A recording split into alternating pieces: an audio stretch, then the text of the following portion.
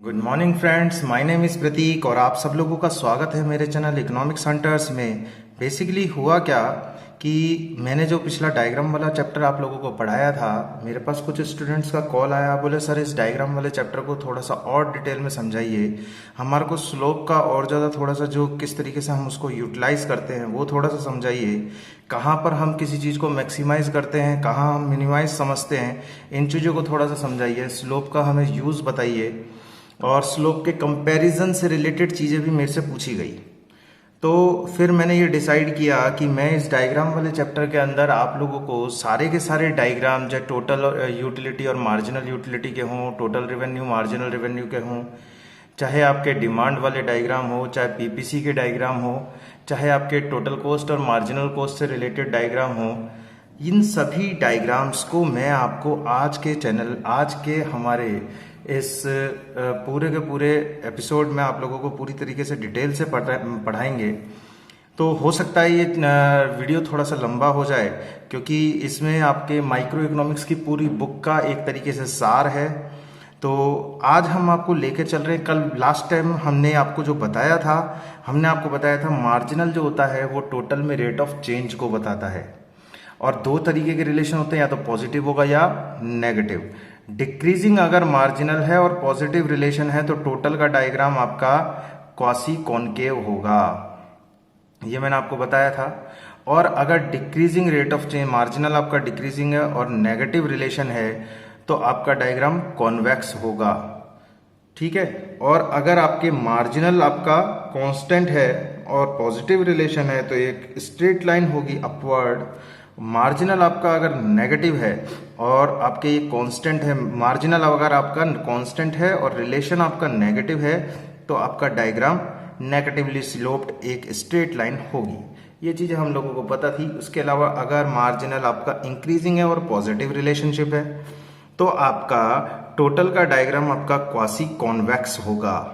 और अगर आपका मार्जिनल आपका इंक्रीजिंग है और टोटल का डायग्राम बनाना है जबकि नेगेटिव रिलेशन हो तो आपका diagram concave to the origin होगा। कौन सा होगा? कॉनकेव टू दी ओरिजिन, और ये कॉन्वेक्स टू दी ओरिजिन। ये चीजें हम लोगों को पता थी। देखिए, इन डायग्राम्स को हम समझेंगे उसके लिए हमें एक चीज को बहुत डिटेल से समझना होगा। स्लोप वाली बात को बहुत ज़्यादा बारीकी से समझने की ज़रूरत है। अगर हम इन चीज़ों के मैक्सिमाइज मिनिमाइज होता है सब, यहाँ यूटिलिटी मैक्सिमाइज होगी, यहाँ कॉस्ट मिनिमाइज होगी, इन चीज़ों को समझना चाहते हैं तो कुछ चीज़ें हमें डिटेल में समझनी होंगी। देखिए, थोड़ी सी मैं मैथमेटिक्स भी लगाऊंगा। जब भी हम टोटल का डिफ्रेंसिएशन करते हैं तो मार्जिनल आता है। क्या आता है टोटल का differentiation? D t upon d x, d total upon d x that is equal to marginal. ये एक बहुत इंपॉर्टेंट टर्म होती है, ये चीज आप ध्यान रखिएगा। देखिए, ये मार्जिनल, इसको टोटल का डिफ्रेंसिएशन करते हैं तो मार्जिनल निकलता है। इसका मतलब किसी भी टोटल फंक्शन का डिफ्रेंसिएशन करने पर उसका स्लोप पता लग जाता है। क्या पता लग जाता है? स्लोप। क्या पता लग जाता है? स्लोप। किसी भी चीज का डिफरेंशिएशन करेंगे तो हमें उसका स्लोप पता लग जाएगा। ये चीजें हमें पता होनी चाहिए, एक बात। दूसरी बात क्या है कि जब भी हम एक इक्विलिब्रियम पढ़ते हैं, क्या पढ़ते हैं? इक्विलिब्रियम। इक्विलिब्रियम की कंडीशन में हम लोगों को ये देखना पड़ता है, या तो कोई चीज को हम मैक्सिमाइज करेंगे, इक्विलिब्रियम या तो हमारा मैक्सिमाइज में होगा और या इक्विलिब्रियम हमारा मिनिमाइज में होगा। भाई, कॉस्ट है, हमें टोटल कॉस्ट को मिनिमाइज करना है, और हमारे पास आपके पास क्या है? बजट है, उसको मिनिमाइज करना है। हमारे पास रेवेन्यू को मैक्सिमाइज करना है, हमारे पास प्रोडक्टिविटी को मैक्सिमाइज करना है, हमारे पास यूटिलिटी है तो मैक्सिमाइज करना है। तो ये हमारे पास दो कॉन्सेप्ट आते हैं, एक तो मैक्सिमाइज करनी चीज को और एक मिनिमाइज करनी चीज को। देखिए, अगर मैं किसी चीज को मैक्सिमाइज करता हूं, ये एक मैं सिंपल सा एक वैसे ही कोई डायग्राम ले रहा हूं, इस चीज को ध्यान से समझिएगा। ये वाई एक्सिस है और ये एक्स एक्सिस है। मुझे इसको मैक्सिमाइज करना है। ये देखिए यहाँ पर ये मैक्सिमम हो रहा है, तो यहाँ पर मैक्सिमम को देखने के लिए मुझे इसका एक टेंजेंट डालना पड़ेगा। क्या करना पड़ेगा? इस पे एक आपके परपेंडिकुलर एक आपके टेंजेंट डालना पड़ता है। तो यहाँ से हमें क्या एक स्पर्श रेखा खींचनी पड़ती है ना, एक टच लाइन डालनी पड़ती है, जिसके बिहाफ पे हमें पता लगता है यहाँ पर जो इसका स्लोप है, इस पॉइंट पर स्लोप क्या है? 0। स्लोप क्या है? 0। इसी तरीके से जब हम किसी चीज को मिनिमाइज करते हैं, क्या करते हैं? मिनिमाइज। ये देखिएगा, ये हमने मिनिमाइज किया। जब भी हम किसी चीज को, कोई कर्व है उसको मिनिमाइज करते हैं, तो उसके मिनिमम पे भी आप स्लोप जब देखेंगे तो स्लोप आपका क्या हो जाएगा? Slope is equal to 0। देखिए, किसी भी चीज को आप मैक्सिमाइज करिए या मिनिमाइज करिए, उस कंडीशन में हमें एक ही चीज देखने को मिलेगी कि स्लोप उसका क्या हो जाएगा? 0। देखिए, मिनिमम वैल्यू कैसे पता लगेगी? आप यहां पर कोई भी मार्बल रख दीजिए और ये आपके इधर घूमेगा, इधर घूमेगा, जहां ये आप के पेंदे में आकर के बैठ जाए, that is the minimum value. कोई भी अगर हम एक बाउल भी लेते हैं, कोई भी एक चीज लेते हैं, तो उसमें जो मिनिमम पॉइंट कैसे पता लगाएंगे? बिल्कुल लोएस्ट वैल्यू उसकी क्या टच लाइन निकालनी पड़ेगी। तो हमें पता लगता है कि उस पर टच लाइन पे क्या होगा? स्लोप क्या होगा? हमेशा 0, जहां पर भी आपकी वैल्यू मिनिमाइज हो रही है या मैक्सिमाइज हो रही है। इसका मतलब जब भी हम टोटल को मैक्सिमाइज और मिनिमाइज करने की कोशिश करेंगे तो उसका मार्जिनल क्या हो जाना चाहिए? 0 हो जाना चाहिए। टोटल का मार्जिनल क्या हो जाना चाहिए? 0 होना चाहिए। तभी वो चीज या तो मैक्सिमाइज होगी या फिर मिनिमाइज होगी। बात समझ में आ रही है? तो हम लोग क्या करते हैं यहां पर कि जैसे अब मैं आपको धीरे धीरे धीरे धीरे सारी की सारी मैथमेटिकल कंडीशन पे लेके चलता हूं। देखिए, मैथमेटिकल कंडीशन को लेते हुए हम थोड़े से आगे बढ़ेंगे। जैसे मेरे को कोई भी चीज को मैक्सिमाइज करना है, फॉर एग्जाम्पल मेरे को टोटल यूटिलिटी को मैक्सिमाइज करना है, तो d t u upon d x that is equal to marginal utility. और यहां ये किसके बराबर हो जाएगी? 0 के। किसके बराबर हो जाएगी? 0 के। जब हम टोटल का डिफरेंशिएशन करेंगे तो इसका स्लोप निकलेगा, और इसका स्लोप होता है मार्जिनल यूटिलिटी। और मार्जिनल यूटिलिटी कितने के बराबर हो जाएगी? ये 0 के बराबर हो जाएगी, तो टोटल यूटिलिटी मैक्सिमाइज हो जाएगी। तो हमें आता है ना कि हम जब अभी पढ़ेंगे आगे वाले चैप्टर्स में, तो हम देखेंगे जहां मार्जिनल यूटिलिटी 0 होती है वहां टोटल यूटिलिटी मैक्सिमम होती है। तो आइए हम सबसे पहले relation between T U and M U ही पढ़ते हैं। Relation between T U and M U, इसी को देखते हैं।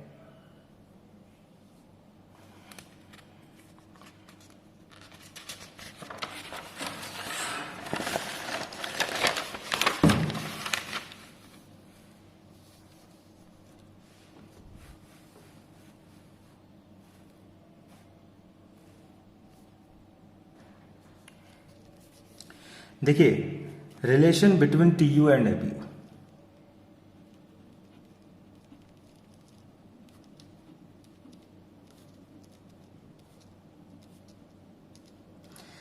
जब भी हम इसकी चीज देखते हैं तो मार्जिनल यूटिलिटी की टेंडेंसी जो होती है, यूनिट्स लिख रहा हूं मैं यहां पर 1 2 3 4 5, यहां पर लिख रहा हूं मार्जिनल यूटिलिटी की टेंडेंसी हमेशा डिक्रीजिंग होती है।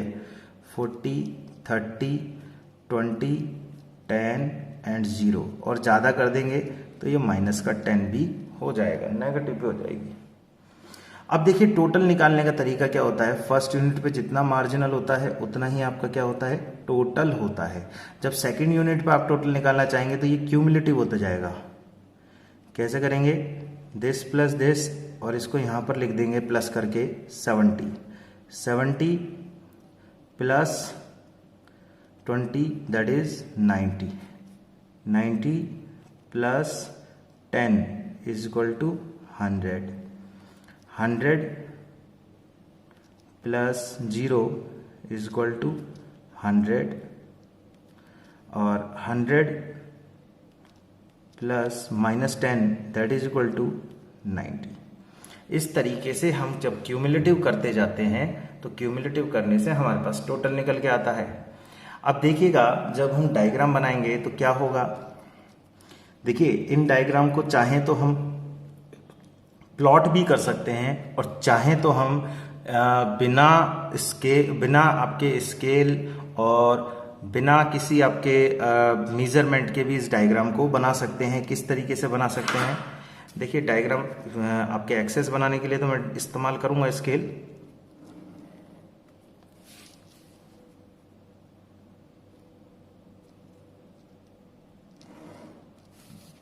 देखिएगा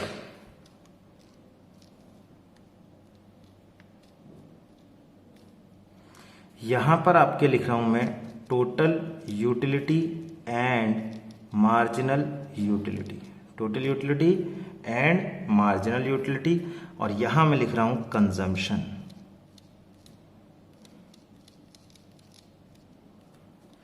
देखिए टोटल यूटिलिटी आपकी लगातार इंक्रीज हो रही है, 40, 70, 90, 100, 100, 90, है ना, 40, 70, 90, 100, 100, 90, ये इंक्रीज हो रही है। But marginal utility is continuously decreasing, marginal utility is continuously decreasing. तो एक बात ध्यान रख लीजिएगा कि मार्जिनल की टेंडेंसी लगातार गिरने की होती है और मार्जिनल फर्स्ट यूनिट पे देखिए मार्जिनल आपका गिर रहा है, इसका मतलब टोटल का स्लोप कैसा है, डिक्रीजिंग है। और टोटल आपकी क्वांटिटी बढ़ने के साथ साथ टोटल क्या हो रहा है, इंक्रीज हो रहा है। इसका मतलब कंजम्पशन के साथ साथ टोटल का रिलेशन कैसा है, पॉजिटिव। जैसे जैसे आप कंजम्पशन यूनिट्स बढ़ा रहे हैं टोटल यूटिलिटी आपकी बढ़ रही है, बट मार्जिनल इज डिक्रीजिंग, इसका मतलब स्लोप कैसा है, गिरता हुआ है।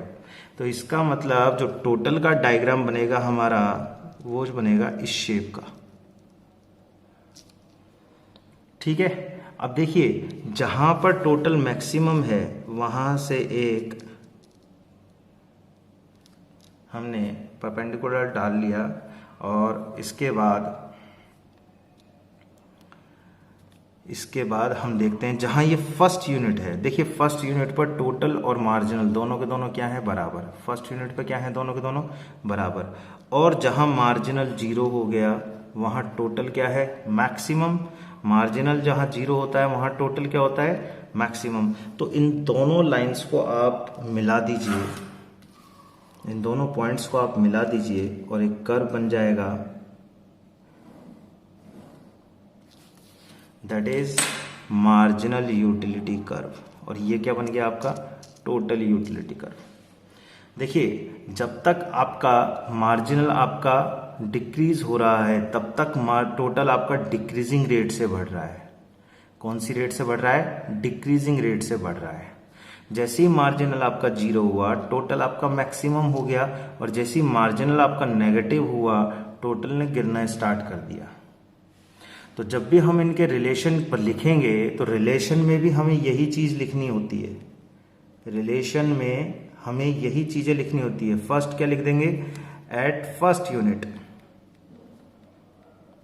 फर्स्ट यूनिट पे क्या हो रहा है, TU is equal to MU। Second relation, when MU is decreasing, MU is decreasing, then TU is increasing at diminishing rate।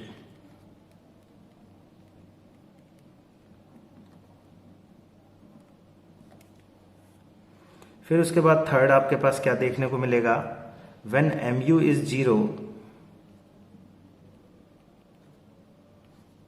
then TU is maximum।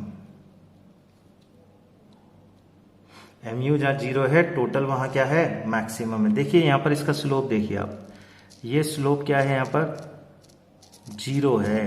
तो स्लोप 0 है तो आपके यहाँ टोटल कितना, मार्जिनल कितना होगा, ये 0 होगा, इसलिए 0 है। तो यहां पर इसके बाद फोर्थ नंबर पे when MU becomes negative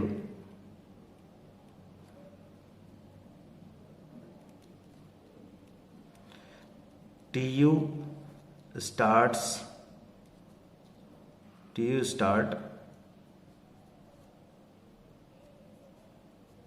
falling.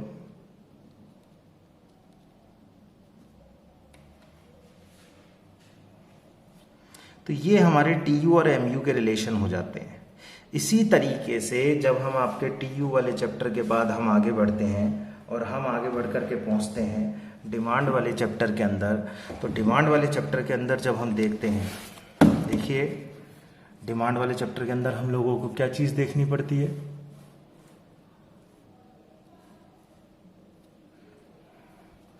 देखिए डिमांड वाले चैप्टर में हम लिखते हैं प्राइस यहां पर आपका है 10, 15, 20 और यहां आपने लिख दिया जो डिमांड है ये आपने लिख दी 20, 15, 10। देखिए आपने डिमांड में जो रेट ऑफ चेंज है दैट इज कांस्टेंट 5 एंड 5, ये 5 से आपने कम कर रहे हैं डिमांड को, इसलिए क्योंकि इसमें रेट ऑफ चेंज क्या है, कांस्टेंट है, और जैसे जैसे प्राइस बढ़ रही है डिमांड आपकी क्या हो रही है, डिक्रीज हो रही है। इसलिए जब इनका हम डायग्राम बनाते हैं तो हमें देखने को मिलता है डिमांड वाले चैप्टर के अंदर कि यहाँ पर हमने प्राइस ऑफ एक्स लिखा, यहाँ पर हमने डिमांड ऑफ एक्स लिखा और इनका रिलेशन एक स्ट्रेट लाइन के तौर पर आ जाता है। किसमें आ जाता है हमारे पास, एक स्ट्रेट लाइन के तौर पे। बट इसी चीज को अगर मैं ऐसे लिखूं कि प्राइस है, ये डिमांड ऑफ एक्स है, प्राइस है 10, 15, 20 और डिमांड है पहले 30 थी, फिर वो आपकी 10 से गिरी और फिर वो आपकी आपके मान लीजिए 6 से गिरी। तो पहले आपकी कितने से गिरी, 10 से, और फिर कितने से गिरी, 6 से। तो इसका मतलब रेट ऑफ चेंज आपकी कैसी हो गई, डिक्रीजिंग हो गई ना। पहले कितने का गैप था, 10 का, अब कितने का गैप रह गया, 6 का।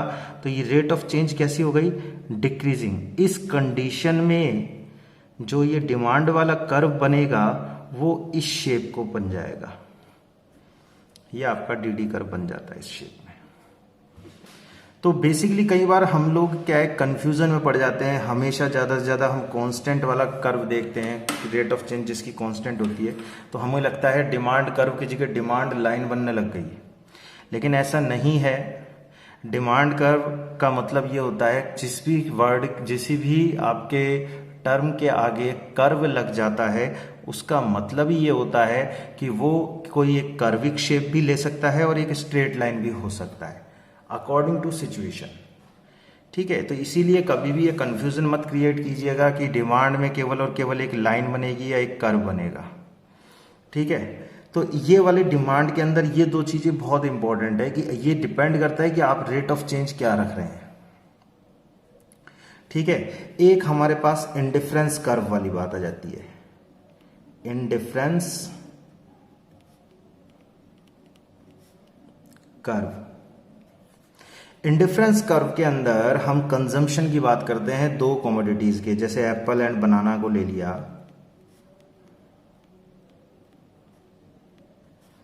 और इसके अंदर क्या होते हैं,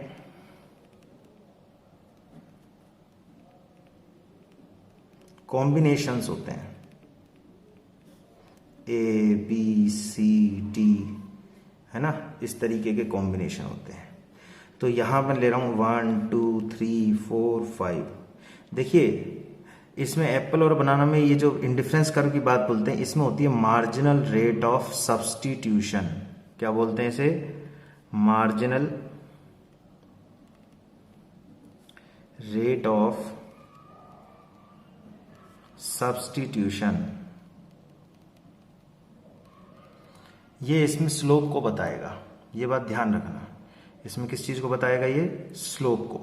तो स्लोप को बताएगा बनाना को कितने से लें, कैसे क्या करें, क्योंकि ये जो मार्जिनल रेट ऑफ सब्स्टिट्यूशन होती है जनरली कैसी होती है, डिक्रीजिंग होती है। डिक्रीजिंग कैसे होती है, देखिए आप सबसे पहले इन सबको जोड़ लीजिए। तरीका बता रहा हूं आपको बहुत सिंपल सा, इसको आप सबको क्या कर लीजिए, जोड़ लीजिए। जोड़ लेंगे तो हमारे पास टोटल कितना आएगा, 15। 15 में से पहले 1 माइनस कीजिए, कितना आया, 14। सॉरी डिक्रीजिंग है ना, डिक्रीजिंग में आपको सबसे ऊपर वाली नहीं सबसे नीचे वाली से कम करना है। अगर इंक्रीजिंग करना होता है तो ऊपर वाली से कम करते हैं, और डिक्रीजिंग बनाना होता है तो नीचे वाली से कम करते हैं। तो हमें मार्जिनल रेट ऑफ सब्स्टिट्यूशन को बनाना है डिक्रीजिंग। तो सबसे पहले 15 में से 5 माइनस कीजिए, कितना आया 10। अब 4 माइनस कीजिए, कितना आया 6। अब 3 माइनस कीजिए, कितना आया 3। अब आप 2 माइनस कीजिए, कितना आया 1। देखिए हम इंडिफरेंस कर्व पढ़ रहे हैं जो 2 कमोडिटी केस को बताता है, इसलिए जीरो वाला केस कभी भी नहीं लेंगे। तो मार्जिनल रेट ऑफ सब्स्टिट्यूशन निकालते हैं तो कितना आएगा ये -5:1। देखिए इसका फॉर्मूला होता है delta y upon delta x, y में चेंज अपॉन एक्स में चेंज। देखिए वाई में चेंज कितने का है, बनाना में चेंज कितने का है 5 का, 5 की कमी हो रही है ना इसलिए -5। अगर बढ़ रहा होता तो +5 लिखते, but 10 - 15 that is equal to -5। 5 यूनिट हमने छोड़ दी है ना, 1 यूनिट एक्स्ट्रा पाने के लिए। 2 - 1 1, तो हमने ये रेशो में लिखा -5:1। अब देखिए 3 यहाँ पर आपके 6 में से 10 गया, -4 रेशो, 3 में से 2 गया 1। यहाँ पर देखिए 3 - 6 -3 रेशो, 4 - 3 1। ऐसे ही यहाँ पर 1 - 3 -2 ratio, 5 - 4 that is equal to 1। तो हमारे पास क्या होता है कि ये सारे बंडल्स हमें क्या बताते हैं, सेम लेवल ऑफ सेटिस्फेक्शन को बताते हैं। किसको बताते हैं ये सारे bundles, same level of satisfaction को। तभी होगा जबकि आपकी मार्जिनल रेट ऑफ सब्स्टिट्यूशन कैसी होगी, डिक्रीजिंग होगी। 5 4 3 2, माइनस का निशान केवल और केवल इनके इनवर्स रिलेशन को बता रहा है। देखिए यूनिट्स कभी भी माइनस में नहीं होती हैं, ध्यान रखिएगा। इसका मतलब क्या है, 1 यूनिट पाने के लिए 5 यूनिट छोड़ दी। माइनस के निशान का मतलब क्या है, छोड़ दी। प्लस का निशान का मतलब क्या होता है, पाली। यहाँ पर इकोनॉमिक्स के अंदर माइनस के निशान और प्लस के निशान का जो मीनिंग होता है वो इसका क्वालिटेटिव मीनिंग लिया जाता है कि आपने छोड़ दिया या पा लिया, आपका पॉजिटिव रिलेशन है या नेगेटिव रिलेशन है। ठीक है, क्योंकि ये यूनिट्स हैं, यूनिट्स कभी भी माइनस में नहीं होती है। ठीक है, तो यहाँ पर हम इसको पॉजिटिव वे में ही लेंगे कि 1 यूनिट पाने के लिए 5 यूनिट छोड़ दी, 1 यूनिट पाने के लिए 4 यूनिट छोड़ दी। तो पहले 5 यूनिट छोड़ी, फिर 4 छोड़ी, फिर 3 छोड़ी, फिर 2 छोड़ी। ये क्या हुआ, रेट ऑफ चेंज कैसी है, डिक्रीजिंग है। इसीलिए जो इंडिफरेंस कर्व का आपका डायग्राम बनेगा वो हमेशा कॉन्वेक्स शेप का बनेगा। किस शेप का बनेगा, आपका कॉन्वेक्स शेप का डायग्राम बनेगा। देखते हैं यहां पर आपका, यहां लिखते हैं कमोडिटी वाई और यहां लिखते हैं कमोडिटी एक्स। देखिए आप ये चीज देख रहे होंगे कि जब भी कोई डायग्राम बनाते हैं हम, तो डायग्राम बनाते वक्त हमेशा एक्स एक्सेस और वाई एक्सेस पर कमोडिटी एक्स और कमोडिटी वाई या फिर जो भी टर्म आती है मैं वो जरूर लिखता हूँ, क्योंकि अगर हम नहीं लिखेंगे तो हमारे लिए वो डायग्राम का मार्क्स 0 है। तो इनको लिखना बहुत ज़्यादा जरूरी होती है। डायग्राम्स क्या होते हैं कि हम लोगों के जितने भी मैथमेटिकल एनालिसिस हैं उनको ग्राफिकली ट्रेंड शो करते हैं, जो कि है ना हमारे को उनको पढ़ने में, उनको एनालाइज करने में आसानी रहती है। तो देखिएगा इंडिफरेंस कर्व की जो शेप होती है वो कैसी बन जाएगी, कॉन्वेक्स टू दी ओरिजिन बनेगी। कैसी बनेगी ये, कॉन्वेक्स टू दी ओरिजिन। इसी तरीके से हम लोग आगे चलते हैं। एक मेरा शुरुआत वाला चैप्टर छूट गया है, that is PPC, production possibility curve. कौन सा चैप्टर रह गया था स्टार्टिंग में, प्रोडक्शन पॉसिबिलिटी कर्व। उसका भी डायग्राम देख लेते हैं एक बार। प्रोडक्शन पॉसिबिलिटी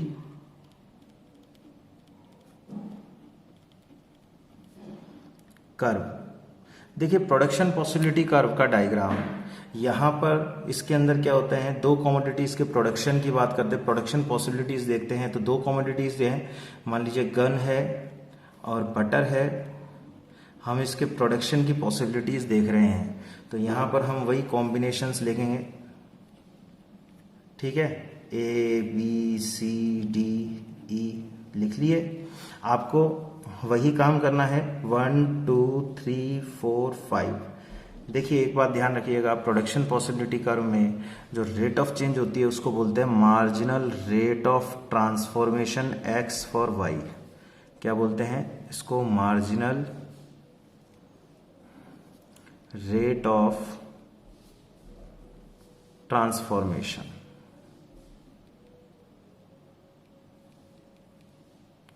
देखो अब इनमें क्या चीज़ ध्यान देने वाली है, बहुत इंपॉर्टेंट है कि मार्जिनल रेट ऑफ ट्रांसफॉर्मेशन हमेशा कैसी होती है, इंक्रीजिंग।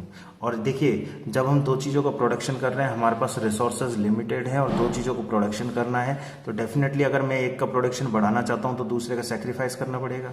लेकिन इसमें जो रेट ऑफ चेंज होती है वो कैसी होती है, इंक्रीजिंग रेट ऑफ चेंज होती है। कैसी होती है इसमें रेट ऑफ चेंज, इंक्रीजिंग होती है। तो इंक्रीजिंग करते हैं, देखेंगे तो इन सब का टोटल कर लीजिए, दैट इज 15। और अब इसको इंक्रीजिंग रेट से आपको कम करना है, तो पहले आप ये एक से ही कम कीजिए, दैट इज 14। अब में से दो को कम कीजिए, दैट इज 12। अब 3 को कम कीजिए, दैट इज 9। अब 4 को कम कीजिए, दैट इज 5। तो मार्जिनल रेट ऑफ ट्रांसफॉर्मेशन निकालने के लिए, क्योंकि इसमें रेट ऑफ चेंज हमको इंक्रीजिंग रखनी होती है, तो और इंक्रीजिंग होती है, इस वजह से हम क्या करेंगे, पहले 15 minus 1 that is equal to 14, 14 minus 2 that is equal to 12, 12 minus 3 that is equal to 9। देखिए ये इंक्रीज हो रही है ना रेट ऑफ चेंज एक तरीके से, तो हमने इसमें रेट ऑफ चेंज को ऐसा का ऐसा ही ले लिया ताकि हमारे लिए एग्जाम्पल बनाना आसान रहे, हमें एग्जाम्पल को रटने की जरूरत ना पड़े। तो देखिए 14 minus 15 minus 1, ratio 2 minus 1 1, 12 minus 14 minus 2, ratio 3 minus 2 1, 9 minus 12 that is equal to minus 3, ratio 4 minus 3 that is equal to 1, and 5 minus 9 that is equal to minus 4, ratio 5 minus 4 that is equal to 1। अब देखिए यहाँ पर देखिएगा value क्या आ रही है हमारे पास, पहले हमने 1 यूनिट छोड़ी, अब 2 छोड़ी, अब 3 छोड़ी, अब 4 छोड़ी, तो रेट ऑफ चेंज कैसी है, इंक्रीजिंग। और हमने आपको बताया था जब दो चीज़ों के बीच में इनवर्स रिलेशन हो, देखिए इसका प्रोडक्शन बढ़ रहा है, इसका प्रोडक्शन कम हो रहा है, और इनके बीच में रेट ऑफ चेंज इंक्रीजिंग है, तो इस कंडीशन में जो कर्व बनेगा वो आपका बनेगा कॉनकेव शेप। कैसा बनेगा, कॉनकेव शेप। देखते हैं कॉनकेव शेप डायग्राम को देखते हैं।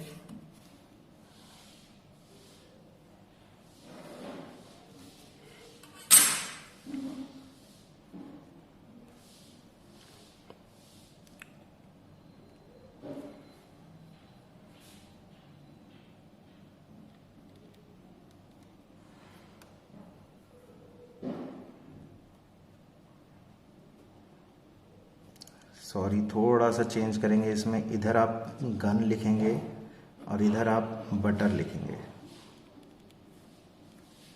ये छोटा सा एक चेंज रहेगा इसके अंदर, ठीक है।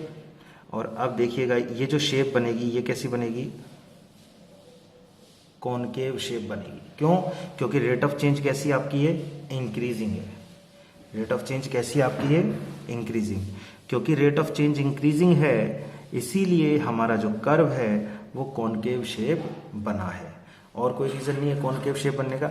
अगर आपसे कह they if MRT marginal rate of transformation is constant, तो आप कर्व कैसा बनाएंगे, तो देखिए सीधी सी बात है, हमारे पास सीधा सा जवाब है, मार्जिनल आपका कांस्टेंट है ना। ये तो आपके पास क्या हो गया, गन, और ये आपका क्या हो गया, बटर। क्योंकि मार्जिनल आपका क्या है, कांस्टेंट है, तो एक ये क्या बनेगी, स्ट्रेट लाइन। और आपसे कह they if MRT is decreasing, तो कर्व कैसा बनेगा, तो हमारे पास बहुत सीधा सा जवाब है, यहां पर हमारे पास जो कर्व बनेगा वो कॉनकेव शेप, वो कॉन्वेक्स शेप का बनेगा। कैसा बनेगा, कॉन्वेक्स शेप का बन जाएगा। ये डिपेंड करता है अलग अलग। अब हम बात करते हैं प्रोडक्शन वाले चैप्टर की। नेक्स्ट हमारे पास आता है प्रोडक्शन वाला चैप्टर। प्रोडक्शन वाले चैप्टर में किस तरीके से डायग्राम काम करते हैं इस पे हम थोड़ा सा फोकस करेंगे। देखिए प्रोडक्शन, देखिए टीपी और ये एमपी, मैं इन्हीं के रिलेशन की बात कर रहा हूं अभी खाली, है ना। और यहां लिख रहे हैं लेबर। 1 2 3 4 5 6 7 8 और यहाँ लिख रहा हूँ मैं लैंड। लैंड आपका क्या होता है, फिक्स फैक्टर होता है जो 1 1 1 1 1 1 1 1 कांस्टेंट रखना पड़ता है इस वाले आपके थ्योरी में। देखिए चैप्टर पढ़ेंगे जब हम इनको डिटेल से समझाएंगे कि ये कांस्टेंट ही क्यों होता है। आप लोग अपना आप ही जवाब देंगे साहब कांस्टेंट ही होगा, इसमें चेंज नहीं हो सकता। वो हम आपको पढ़ाएंगे जब बात करेंगे। देखिए इसको पहले क्या करते हैं, इसकी मार्जिनल प्रोडक्टिविटी की एक नेचर होती है, पहले तो ये बढ़ता है, पहले तो क्या होता है, ये बढ़ता है, फिर ये घटता है और फिर ये नेगेटिव हो जाता है। देखिए 10 20 30 बढ़ा, 20 10 0 घटा और फिर ये क्या हो गया, नेगेटिव हो गया। टोटल करना है, टोटल का करिए। 10 यहाँ पर एज इट इज, 10 + 20 30, क्यूमुलेटिव कर दीजिए। टोटल हमेशा मार्जिनल का क्यूमुलेटिव होता है। 30 + 30 60, 60 + 20 80, 80 + 10 90, 90 + 0 90 and 90 - 10 that is 80 and 80 - 20 that is 60। ये हमारे पास टेबल बन करके तैयार हो गई है। अब जब हम डायग्राम बनाएंगे टोटल का और मार्जिनल का, देखिए बड़े ही ध्यान से ये डायग्राम बनेगा और वो कैसा डायग्राम बन रहा है, किस शेप का बन रहा है और क्यों बन रहा है, इस पे हम थोड़ा सा फोकस रखेंगे। देखिएगा, ध्यान दीजिएगा बहुत इस पे।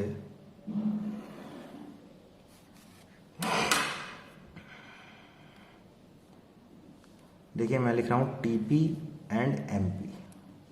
मार्जिनल आपका पहले तो आपका इंक्रीज हुआ और फिर आपका डिक्रीज होते होते 0 हो गया और फिर आपके ये नेगेटिव हो गया। देखिए अब देखिए मार्जिनल पहले आपका इंक्रीज हुआ, ठीक है, फिर ये डिक्रीज होना शुरू होता है और फिर ये नेगेटिव हो जाएगा एक पॉइंट के बाद। ये आपकी मार्जिनल प्रोडक्टिविटी हो गई। अब इसमें टोटल के डायग्राम पे क्या इम्पैक्ट पड़ता है, देखिएगा ध्यान से।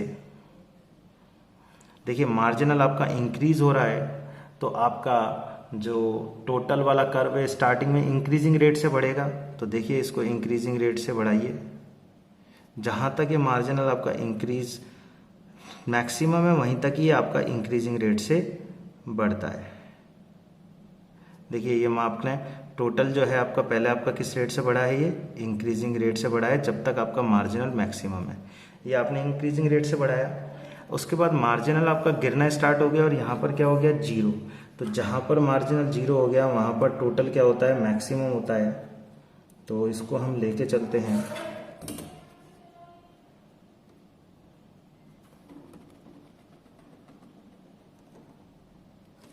देखिए और यहाँ पर से क्योंकि अब इसके बाद मार्जिनल आपका गिर रहा है इसलिए अब ये आपका डिक्रीजिंग रेट से बढ़ेगा। किस रेट से बढ़ेगा आपका, ये डिक्रीजिंग रेट से, और फिर आपका ये गिरना स्टार्ट हो जाएगा। ठीक है, ये इस तरीके से टीपी का डायग्राम होता है। लेकिन जनरली हम इसको अच्छे से शेप देने के लिए तो जब हम इसको बनाते हैं, रफली बनाते हैं, तो देखिए इस तरीके से भी बना सकते हैं। पहले आप टीपी का डायग्राम ही बना लीजिए। टीपी पहले आपके डिक्रीजिंग रेट से, वो इंक्रीजिंग रेट से बढ़ा, फिर आपका ये डिक्रीजिंग रेट से बढ़ा, मैक्सिमम हुआ और ये गिरना शुरू हो गया। That is TP.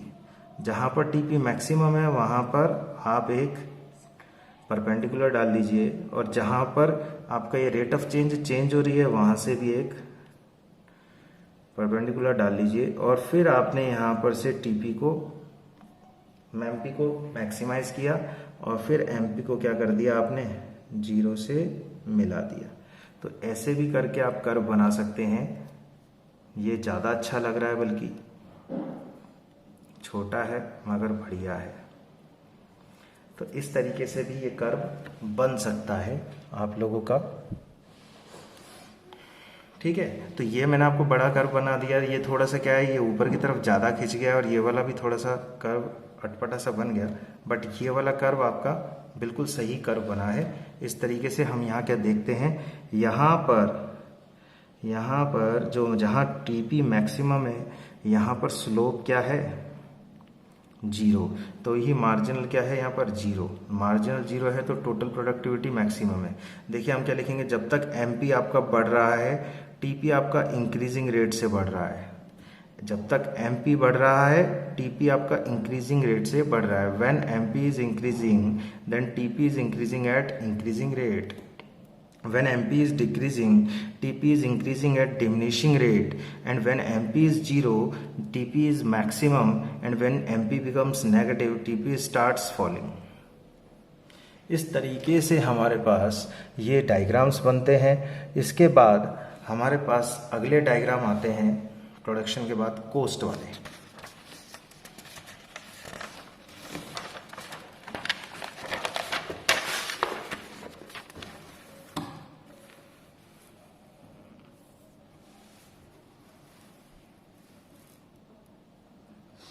देखिए कोस्ट कर्व,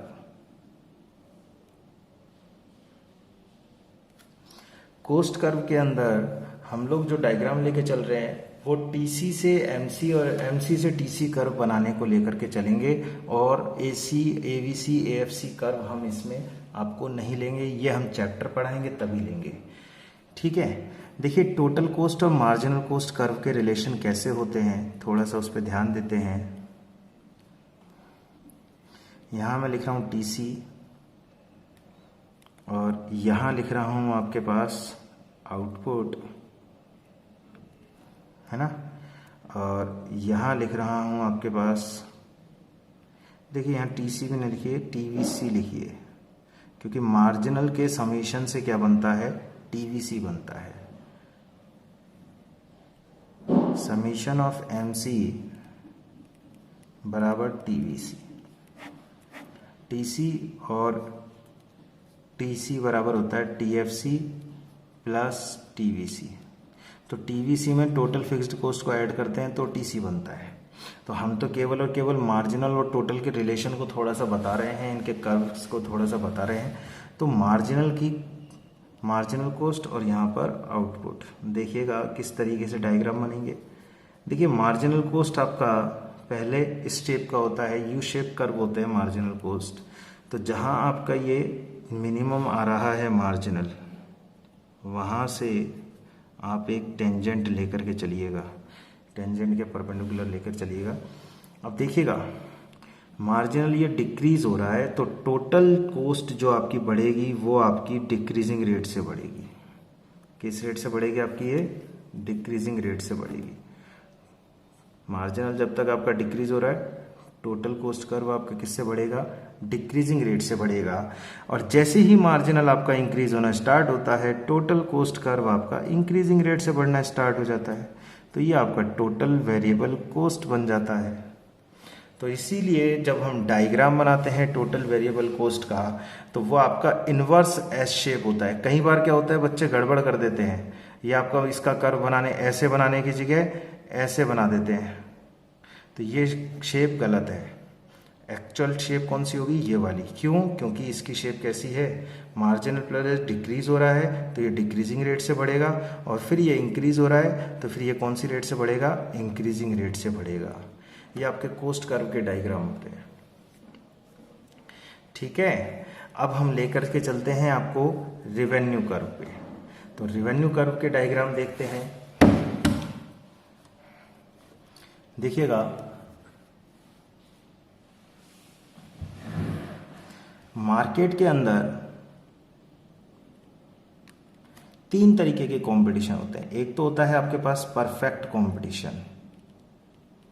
कौन सा कंपटीशन होता है, परफेक्ट कंपटीशन। एक होता है मोनोपोलिस्टिक कंपटीशन,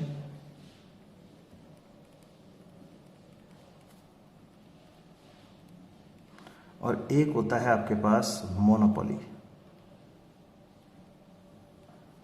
इन तीनों की मैं आपको कंपैरेटिव स्टडी करके दिखा रहा हूं। देखिए प्राइस होगा, क्वांटिटी होगी, उसके बाद टीआर होगा और ये एमआर होगा।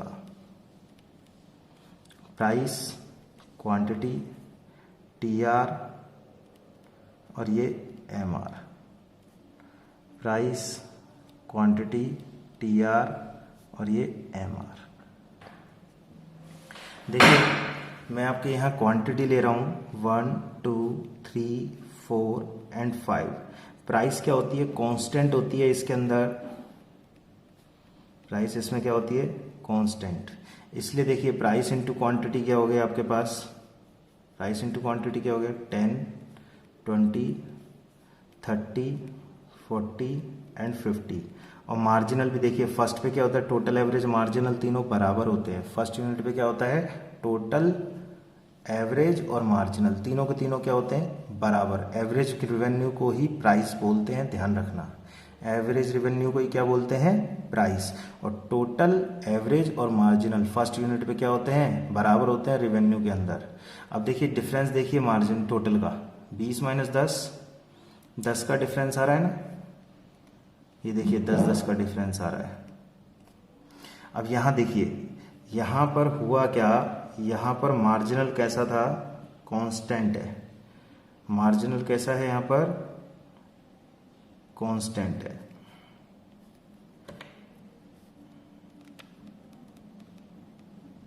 सेलिंग क्वांटिटी और यहाँ आपका मार्जिनल हो गया कांस्टेंट। ये हो गया आपका MR विच इज कांस्टेंट। तो इसी वजह से जो इसका TR कर्व बनता है, ध्यान रखिएगा, इसका क्या बनेगा? Total revenue curve. कौन सा कर्व बन रहा है इसका? टोटल रिवेन्यू कर्व जो बनेगा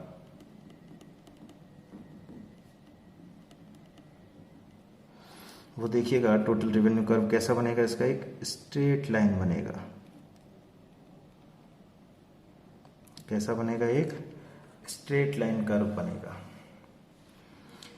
देखिए यहां देखिएगा, यहां पर जो मार्जिनल होता है, देखिए मोनोपोली में जो स्लोप होता है टोटल रिवेन्यू का वो ज़्यादा होता है, और ये मोनोपोलिस्टिक कंपटीशन में टोटल रिवेन्यू का स्लोप क्या होता है? कम।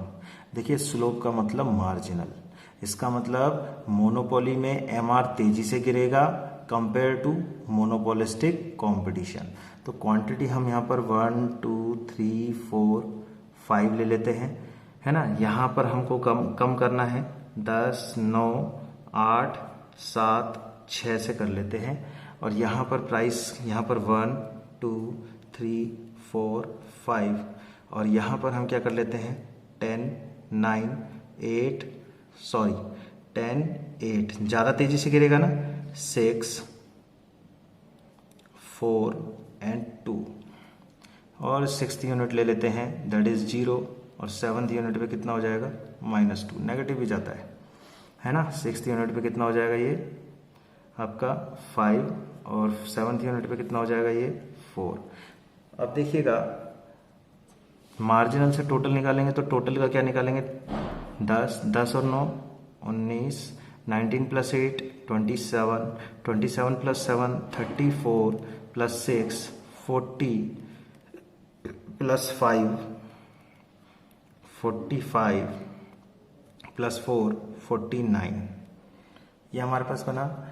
देखिए हमारे को निकालनी है प्राइस। प्राइस होता है टोटल में क्वांटिटी से डिवाइड कर दीजिए प्राइस। ये क्या होता है? AR। AR बराबर क्या होता है? TR/Q। फॉर्मूले बताए थे आप लोगों को, ध्यान से देखिएगा।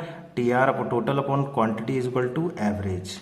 तो 10/1 that is equal to 10, 19/2 that is equal to 9.5, 27/3 that is equal to 9, 34/4 that is equal to 8.5, 40/5 that is equal to 8, 45/6 that is equal to 7.5 and 49/7 that is equal to 7। इसी तरीके से यहाँ पर देखते हैं, ये इतना हुआ 10 + 8 18 + 6 24 + 4 28 + 2 26 + 0 26 -2 24। तो प्राइस निकालने के लिए क्या करेंगे? टोटल रिवेन्यू अपॉन क्वांटिटी करेंगे। 10/1 that is equal to 10, 18/2 that is equal to 9, 24/3 that is equal to 8, this is 7, this is 6, 80 here this is 30, sorry 30 36 and 30/6 that is equal to 5।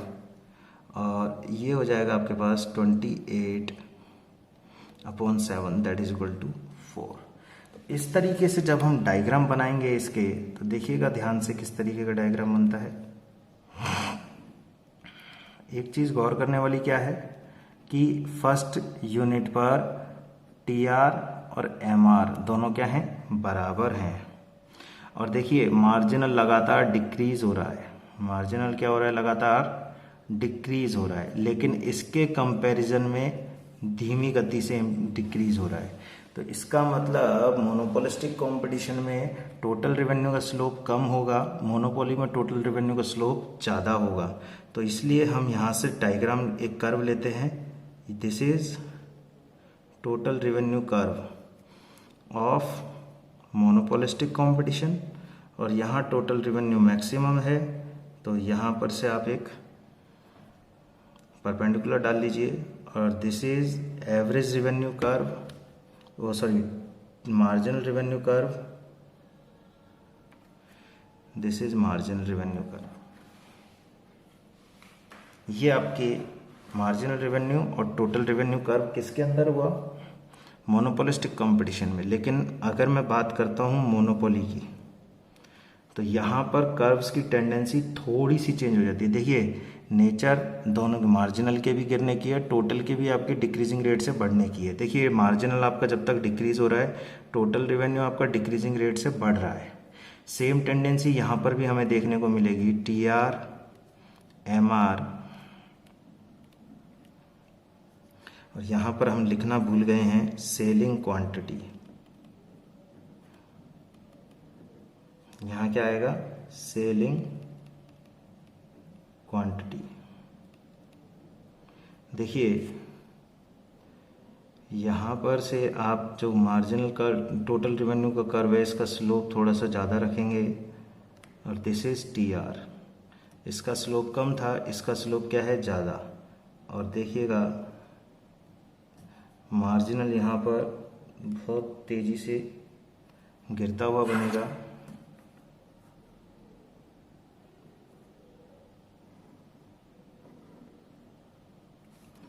ये देखिएगा मार्जिनल रेवेन्यू आपका क्या है, तेज़ी से गिर रहा है यहाँ पर कंपेयर टू मोनोपोलिस्टिक कंपटीशन के। तो इस तरीके से हम लोग मार्केट तक के चैप्टर के डायग्राम्स बनाते हैं, और टोटल और मार्जिनल के रिलेशन के बिहाफ पर ये डायग्राम बनते हैं। हमने आपको बार बार बताया, मार्जिनल जो होता है टोटल में रेट ऑफ चेंज को बताता है। यहाँ पर मार्जिनल आपका डिक्रीजिंग है, तो टोटल रेवेन्यू आपका डिक्रीजिंग रेट से बढ़ रहा है। मार्जिनल रेवेन्यू यहाँ पर कांस्टेंट है, तो टोटल रेवेन्यू आपका कांस्टेंट रेट से बढ़ रहा है।